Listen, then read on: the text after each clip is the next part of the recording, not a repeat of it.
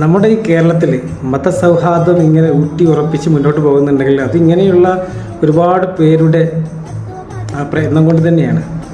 വളരെ സന്തോഷം തോന്നിയ നിമിഷം. അൽഹംദുലില്ലാ, ഒന്നും പറയാനില്ല.